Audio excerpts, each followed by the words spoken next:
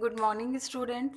Today we will study about development of male gametophyte. Male gametophyte अब कैसे develop होगा? अभी तक हमने पढ़ा कि एंथर में ये माइक्रोस्पोर्स डेवलप होते हैं in the form of tetrad. All four microspores are joined together by callose layer. When callase enzyme is secreted from tapetum, this layer become disintegrate और माइक्रोस्पोर सेपरेट हो जाते हैं. अब माइक्रोस्पोर में क्या क्या चेंजेस आएंगे? You can see a single microspore. अब यहाँ पर माइक्रोस्पोर जो है इसके आप आउटर कवरिंग देख रहे हैं. It has two wall layer. Outer layer is exine and inner layer is intine. Exine is hard and tough layer which protects the pollen grain. Exine is made up of sporopollenin. Exine is made up of sporopollenin. आप देख रहे हो कि exine पर ये 3 germ pores आपको दिख रहे हैं.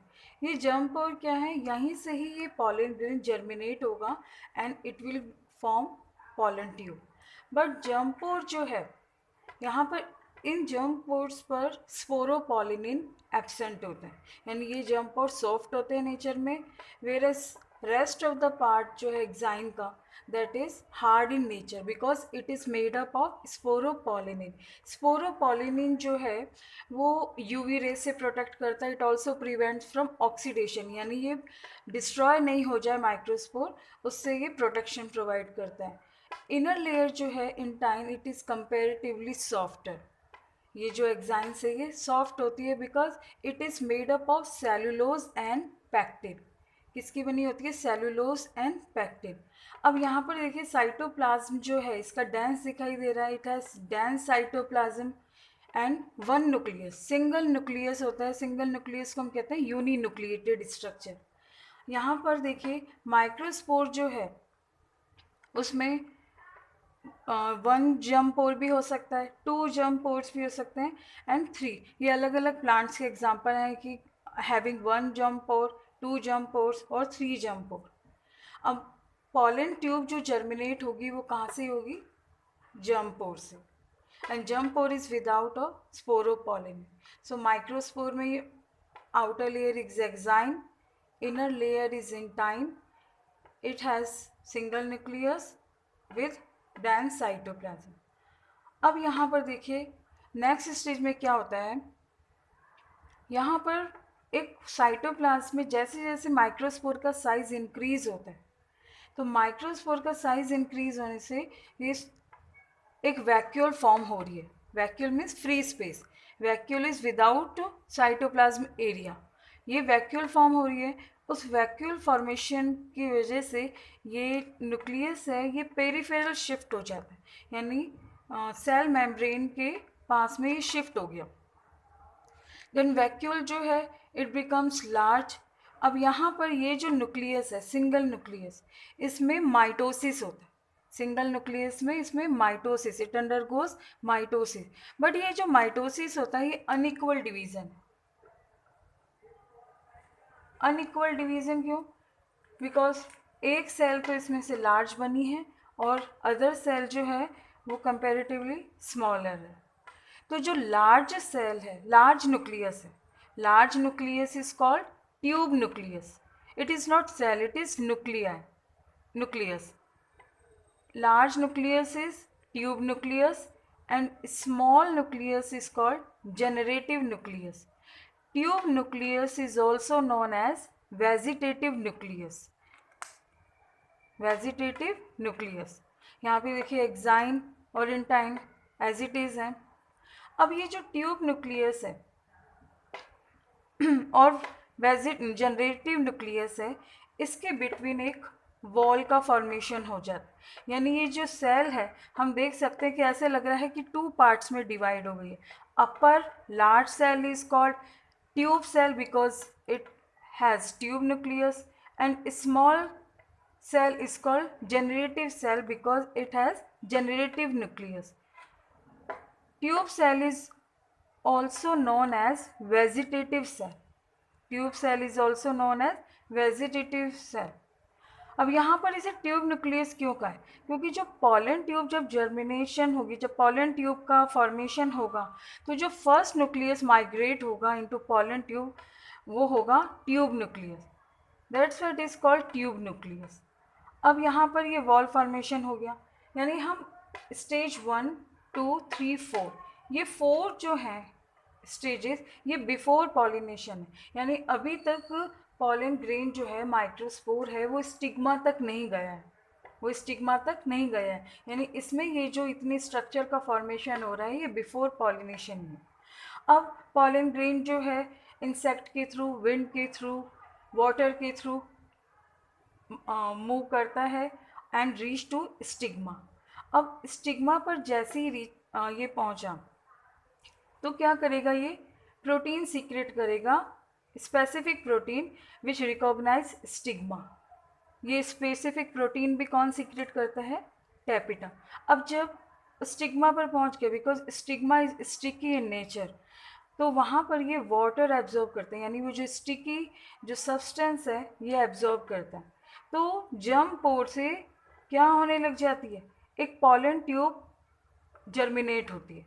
ये you can see pollen tube germinate. जैसे पॉलन ट्यूब जर्मिनेट होती है तो first of all tube nucleus migrate into pollen tube and कहाँ तक आ गया, and move towards at the distal end of pollen tube. यहाँ पे देख रहे हो आप, ये बिल्कुल कॉर्नर पर आ जाता है and generative nucleus remains there. ये जनरेटिव न्यूक्लियस है, ये यहीं है अभी। ये कब हो रहा है? ये आफ्टर पॉलिनेशन। अब ट्यूब न्यूक्लियस में कोई डिवीज़न नहीं होता, इट स्टार्ट डी जनरेटिंग। इसका फंक्शन अभी तक क्लियर नहीं है कि क्या है, बट यही मानते हैं साइंटिस्ट कि जनरेटिव जो ट्यूब न्यूक्लियस है ये पॉलन ट्यूब फॉर्मेशन को इनिशिएट कर रहा है। मीन्स वैसे तो जम पोर से जर्मिनेट हुई है, बट फर्स्ट ऑफ ऑल जो ट्यूब न्यूक्लियस ही माइग्रेट हो रहा है। और यहाँ पे देखिए ये कौन सा न्यूक्लियस है? Generative nucleus. Generative nucleus undergoes mitosis, generative nucleus undergoes mitosis. और माइटोसिस में आप जानते हैं कितने सेल का फॉर्मेशन होता है। यहाँ पे न्यूक्लियाई कितने फॉर्म हुए हैं? 2। तो इन्हें हम कहेंगे मेल गैमेट्स। यहाँ पे माइक्रोस्पोर की जो प्लॉइडी है वो N है, तो और जो इसकी भी N ही होगी, हैप्लॉइड है ये भी नेचर में, यहाँ पे भी N है, ये भी N है। अब यहाँ पे माइटोसिस ही हुआ है, ऑब्वियसली माइटोसिस में भी कोई चेंजेस नहीं होते क्रोमोसोम में, तो ये भी N है। और यहाँ पर ये दोनों मेल गैमेट्स भी क्या हैं? N है। ये 2N नहीं कह सकते हम, N+N, because it has 2 male gametes, तो we can say both male gametes are haploid in nature. This structure having male gametes, therefore it is called male gametophyte, because this structure is carrying male gametes, इसलिए हम इसे कहेंगे male gametophyte. अब male gametophyte जो है वो हम ऐसे भी कह सकते हैं कि जर्मिनेटेड जो पॉलन ग्रेन है उसी को हम क्या कह देते हैं? Male gametophyte. अगर क्वेश्चन आ जाए कि what is the first cell of male gametophyte, then you can say microspore, क्योंकि ये पूरा डेवलपमेंट किससे हो रहा है? माइक्रोस्पोर से हो रहा है। Then we can say microspore और pollen grain is the first cell of male gametophyte. Fun, stage number 1, 2, 3 and 4. It is before pollination,